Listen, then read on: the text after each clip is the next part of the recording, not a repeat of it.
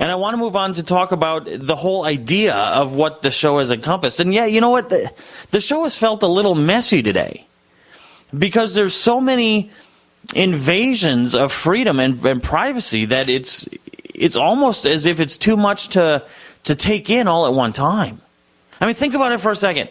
We have this idea, like I said before, we have this idea that this could never happen here. Folks, we have a situation where there are 5-year-olds who are getting in trouble for having a finger gun. They're pointing a gun. Oh, well, we have to expend him. He's a terrorist. Look at that little girl who got in trouble for having a bubble gun. And, well, you can't shoot bubbles on people. That's terroristic. We now have a girl that got in trouble for having a paper gun. A little boy with a Lego gun. Well, I thought that could never happen here. And don't forget the cigarette thing. And if you're just joining us, you have to hear this. This is absolutely ridiculous.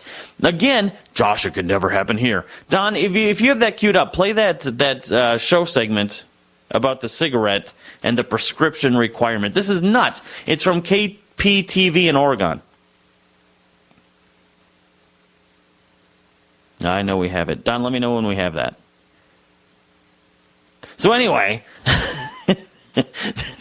this bill proposal would make it so... Oh, here we go. Well, to light up in Oregon, one lawmaker wants you to have to see your doctor first. A state representative is introducing a bill that would make nicotine illegal unless you get a prescription. KPTV's Andrew Padula is live from the Fox 12 Mobile Newsroom with more on this proposal. Andrew? Okay, that's enough. I just want people to hear it again so they know that I wasn't making this up. There's a lawmaker out there who thinks that you need a prescription in order to smoke a cigarette because that's how bad it is. It's as bad as heroin.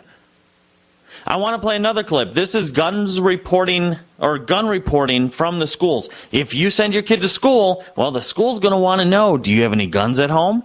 So, Don, when that one's up, let me know. It's going to be from KSDK. And this is that clip. So, Don, if you could please, sir. Ever since the horrific school shooting in Newtown, Connecticut, gun control has been a hot topic. Now comes word of a Missouri lawmaker who wants any parent who owns a gun to notify their child's school. News Channel 5's Elizabeth Matthews talked to the lawmaker about the proposal as well as parents tonight. Elizabeth? Mike, the lawmaker says she hopes the already filed bill will bring awareness to schools and to parents about keeping their guns locked up. Wow. It's the next idea in a long list of proposed ideas for gun control, making it mandatory for parents to notify their children's schools about their gun supply. I am not trying to take away the gun rights of any parents or any other citizen.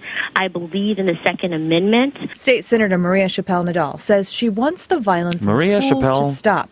And this is just one different idea that no one's brought up. Encourages parents to make sure they store their guns safely in their homes. So now, just shut her up, because I'm gonna puke if I keep hearing her voice. So let me get this straight. Well, we need to get the schools involved to make sure and urge the parents to keep them locked up, and you're going to have to report your guns to the school. And why are schools involved in this at all? I thought the point was to have separation of guns and schools, kind of like church and state. I mean, we're supposed to separate the two, right? The two shall never meet. Yet here we are saying, well, if you have a kid in school, the school should require that we ask you about your guns at home because it is all about safety. We need to know who might and might not have access to these firearms, who might bring something. And you know what? The kid's in danger if he lives in your home because, as she said, I'm not putting words in her mouth. She said, the school can help, make sure that those guns are locked up. So now the school is going to become a regulatory front for gun control. But Josh, it will never happen here. Freedom is in America. The people of America will never give up their guns. Gallup poll, 9 out of 10 people agree with Barack Obama's gun agenda. I thought it could never happen here. Folks, we need to figure out where that line is, and we need to figure it out really fast. Where is that line where we really say no more? Because we've been allowing them to keep pushing and pushing and pushing. Well, you're not going to make us have to have insurance. Well, yeah, they did. Well, you're not going to make us have to buy from these companies. Oh, no, yeah, they did. You're not going to make us get naked in these body scanners at the airport. Well, yeah, they did. Oh, well, you're not going to make us pay more tax. Oh, yeah, they did. So when have we been victorious? When has the expansion of freedom happened in this country? And there's the key.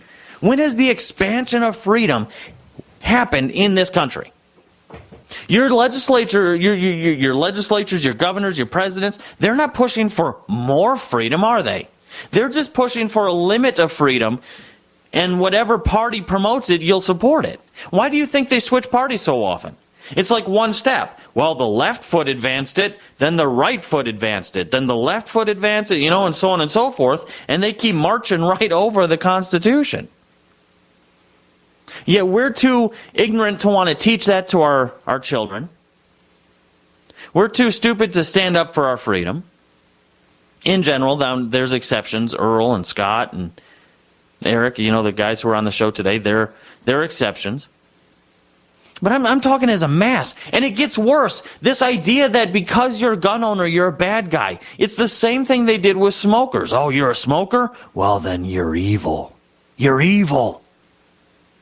And they try to spin it from all angles. All angles. Well, from a health perspective, you're evil because you're a smoker. From a religious perspective, well, don't you know you're the temple of the Lord? And you're polluting that temple. You're evil.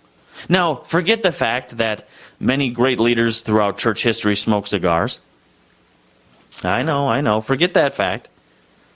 And forget the fact that if you go to a McDonald's, you're actually doing more damage to yourself than that daily cigar. But no, you're evil. And see, what they do is they try to create this encompassing message that regardless of which way you turn in your life, you're going to find the message that you're evil if you do what they're trying to regulate.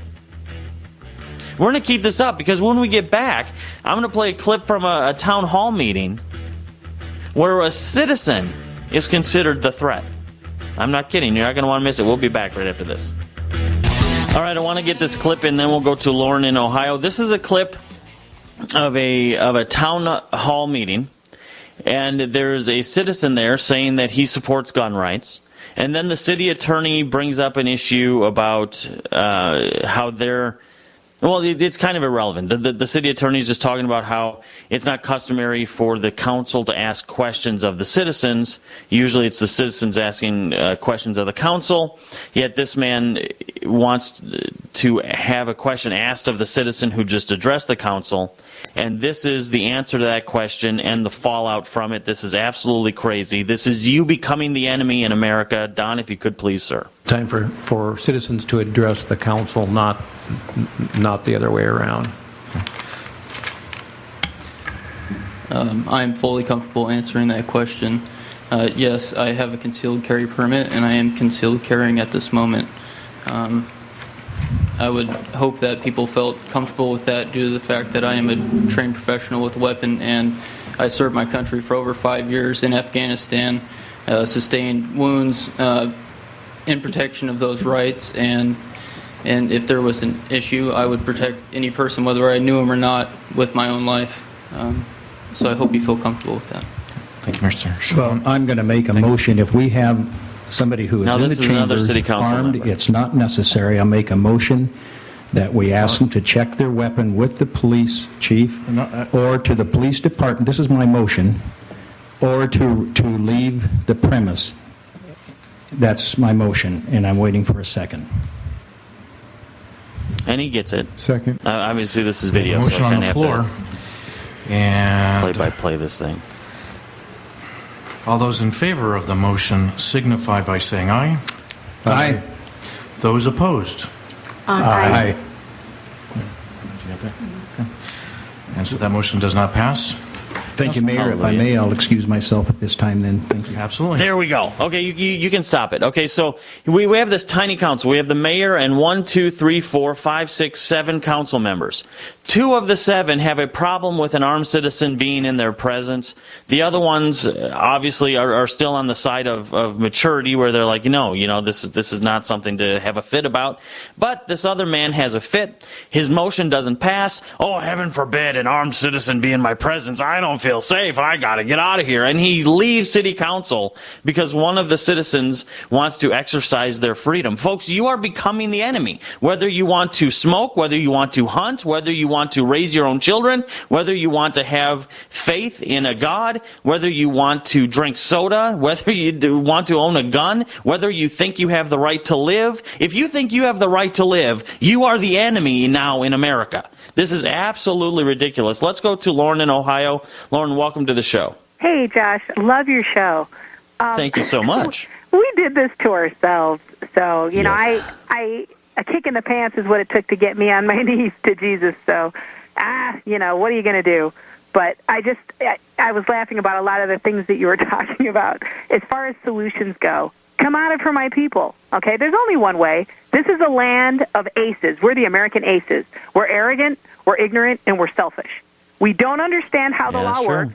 The Constitution, for instance, which is a body of negative law, to rule and reign the maids and the butlers. Keep them in check, not tell us what to do. I mean, what in the world are we thinking? We as Christians are not supposed to be led or ruled by men. You know, what was the chant when they founded the country? No king but Jesus.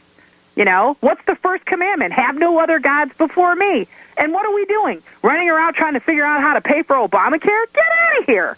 I mean, running around trying to figure out how to turn our guns in or take a shot? Shut up. I mean, just stop doing what these people say. You know, here's an easy solution that doesn't cost anybody anything. First off, obey God. Obedience is better than sacrifice. He doesn't want what you think is best. He wants you to do what he said. It's 10 little commandments. You can do it. Keep your money in your pocket. Why are you paying these people your money? God didn't even ask for this kind of the bulk of the fruit of your labor. You know what I mean? The priest didn't get that. Aaron didn't get paid that kind of money. You know, 10% was the tithe. Even in the fiefdoms, 30% was all they wanted. Because, you know, you had to have something for yourself. Well, not with these crazy people. And that's what you get for obeying madmen. And the last one is, keep your children in your homes. How did God tell you to educate your children? Did he say, hand them over to a third party that doesn't believe in me and teaches them to lie and steal? What are we living in right now? A great big lie where you could take a 3-cent cotton piece of paper, give it to the Federal Reserve with a number stamped on it, and then say, okay, you owe the whole debt. When the whole point is, what does money represent? The stored fruit of a man's labor. That's what money is. That's why gold and silver, what does God say the money is in the Bible? Gold, silver, land, cattle. The fruit of a man's labor is what's supposed to be represented by all those pieces of paper. And that's what I'm saying. He said, be honest in your weights and your measures. Truth just is. We need to be righteous again. You are right, Josh, when you say we're cowards. We are. And there's no need to be afraid. There is no need at all to be afraid. They're the ones that are afraid that you'll ever figure this out. But you keep giving your children to them for them to lie to and tell them about evolution. You know, tell them that the Constitution gives you the rights. Constitution doesn't give you rights to anything. The Constitution is privileges and duties for those who are, if you want to be a 14th, Amendment, little c citizen under the subjugation, subject to the Constitution. You have every right to do that. God said you could choose to be a slave if you wanted to, but you can be his slave too. And this whole thing with the sovereign citizen movement, God's the sovereign. There is no sovereign citizen. God's the sovereign. We're the subject. We're his slave. And as slaves, we're free because he gave us free will. And the cool thing about all of this is the Constitution backs it all up. If you look at a U.S. passport application, who can get a U.S. passport? U.S. citizens and non-citizen nationals who are not subject to the rules, codes, regulations, and statutes of this federal government. So when you see them saying, you as a parent have to put your children in school, no, you don't. You're the mother. You're the father. You're not a parent. Why do you think they want to get rid of that terminology in California? Because it's legalese. It's the way they con you. And remember, if you look at the Bill of Rights, there's a clause prior to the Bill of Rights. It says that it wants to get the confidence of the people in the government. Where did God say to put your confidence? You know what I mean, Josh? Yeah, I do, and I'm glad you're out there. I'm glad you're listening. I'm glad that you like the show, and you are absolutely 100% right. They try to, and this is what I was talking about, they try to come at us from all angles. They want to say, oh, well, you believe in God? Well, then God said you should just obey me. Oh, you want to raise your own children? No, we're not going to make that legal. And it's just not here in America, and that's kind of what I like about this show. We have listeners in 150 countries now.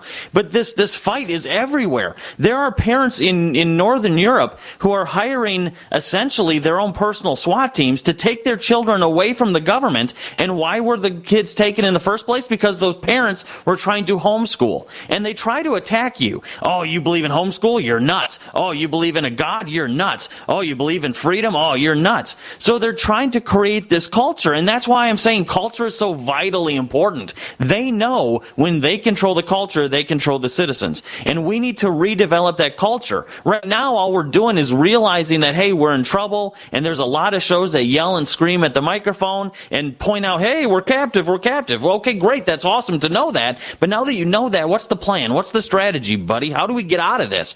And how you get out of it is doing what you're doing, Lauren. You live your faith, you live your culture, and then you spread it to other people. And when that spreads and grows and spreads and grows, not only do you grow it within your circle, but it has this ability to then be multiplied, and you and I think it's because of God, but whatever, you can be an atheist and still believe in liberty.